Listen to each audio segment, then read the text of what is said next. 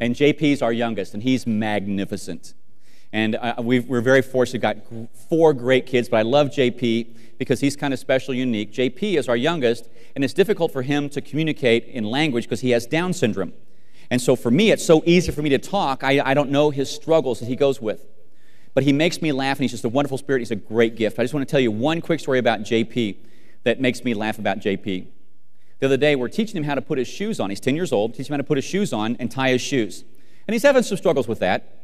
And the other day, and I will finish with this story, the other day, we had him in the car. And I said, JP, I look back, he's got his shoes on the wrong feet. And so I said to him, I said, JP, your shoes are on the wrong feet. He looks down at his shoes. He kind of processes. He thinks about it for a moment. We come to a stoplight. He taps me on the shoulder. I turn my head around in the van. I look back at his feet.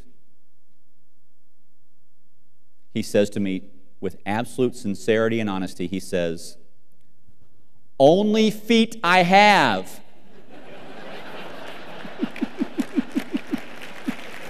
Elliot's listened to How to Build High Self-Esteem for 10 minutes every night before he goes to bed.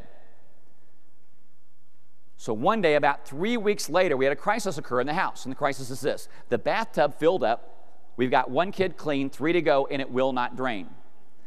Now my wife yells in from the other room. She goes, "Hey, stud muffin."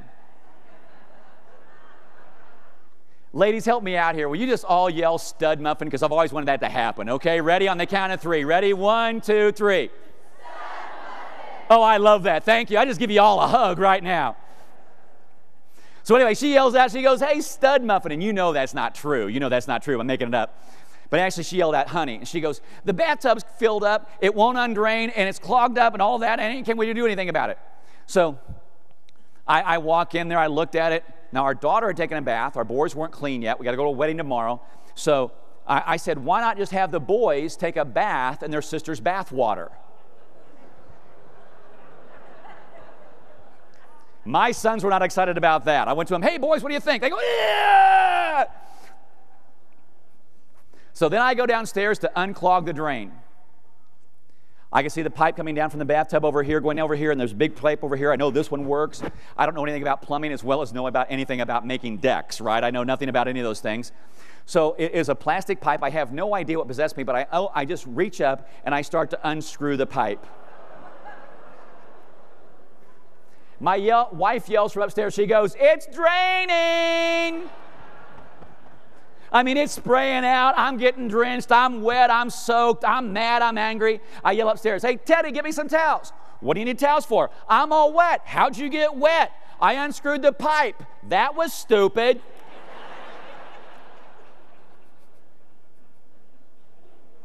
I'm wet. I'm angry. Ellie's been listening to How to Build High Self-Esteem for 3 weeks.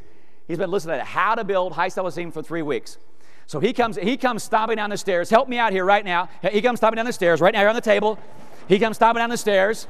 He opens up the garage door. He's looking at me. I'm wet. I'm angry. I'm mad. I'm going, "Get upstairs." He does not leave. He's been listening to How to Build High Self-Esteem for 3 weeks. I say, "Oh, I got to get upstairs." He gets this big smile on his face. He's going to use some of the information he's learned. And they love this moment, don't they? They love this moment. I say, yeah, get upstairs. He goes, "Dad, you can be wet and happy.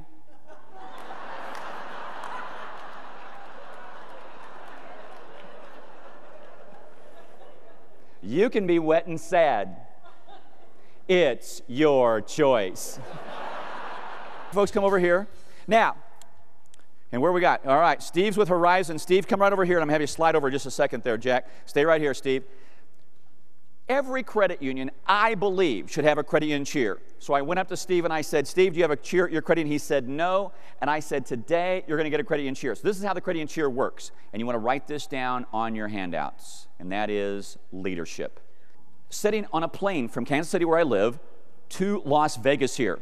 And while I was on the plane, I was taking the data, I was playing with Excel, and I was doing all those kinds of things. And while I was on the plane, a woman sitting next to me was watching me with the data. And I'm just sorting your financial data out and putting it all together. Who's the best in this? Who's the best in that? And I was looking at all the data. And the woman sat next to me watched me for about 2 hours. we got to the point where we had to land, and so as we were landing, I had put the computer away, and she goes, "What were you working on?" And I said, "Well, I was working on the top 100 in growth. Who was growing the fastest?" She goes, "Wow, do you enjoy that?" And I said, "I do. I love sharing that information with other folks." And she says, "Can I make a suggestion?" And I said, "Sure." She said, "Why don't you get a life?" So I want to tell a story about service selling. Chris is going to be me. I'm going to be my wife. And ladies, I'm in... This is my show. Sorry. You told me to do that. But anyway, Chris is going to be me. I'm going to be my wife. Now, ladies, I am so incredibly jealous of your persuasive skills. You have great persuasive skills.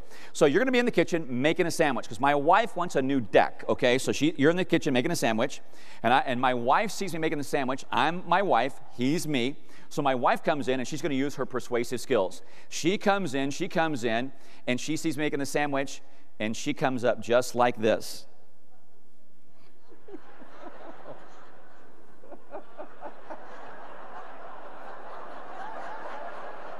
Yeah, you can continue on. You know what? And I love Chris. Because here a few weeks ago I had a guy rub back.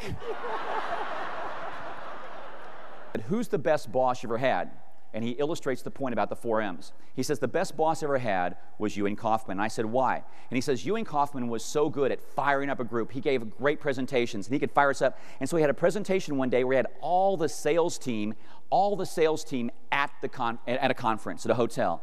And he said, we've got to go out and beat last year's goals. We've got to really get after it. And he had them all fired up. They could just run through walls for Ewing Kauffman.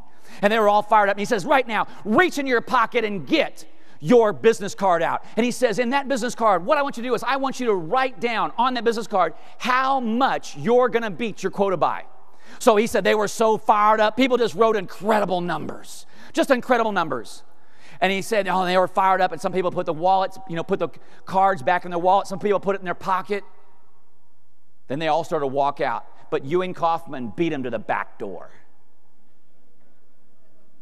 And while he was there, he held his hand out. Give me that card. Exactly right. Give me that card. He collected all the cards. What do you think he did? Every month, he monitored their sales. I said, what was the result? He said, the results were pretty simple. He challenged me to be the best I'd ever been in my entire life. I had the most sales that year I'd ever had. And for the company, we had the most sales ever. See the power of leadership? See, best bosses are not people who coddle folks. Best bosses are people who challenge them, who mentor them, who make them more than they felt they could be. That's the power of the stories I heard over and over and over again from people. And I love that, the 4 M's. You got to measure it, you got to monitor it, or to manage it. If you don't measure it, you don't monitor, you can't manage it. And the last mantra is, we want to grow. We want to grow. Now, I want to give you a couple of also questions that you want to add to your application for those bad borrowers. For those bad borrowers. You're going to put this question on your application. If we give you this car loan and you default on the loan, where do you plan to hide the car?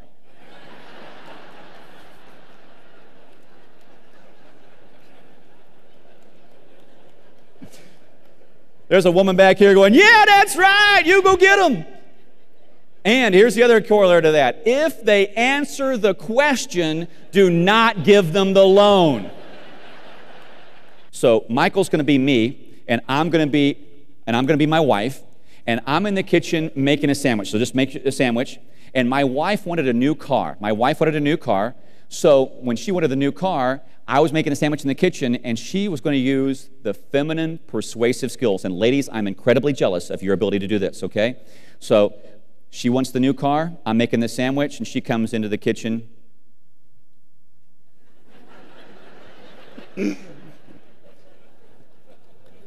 No.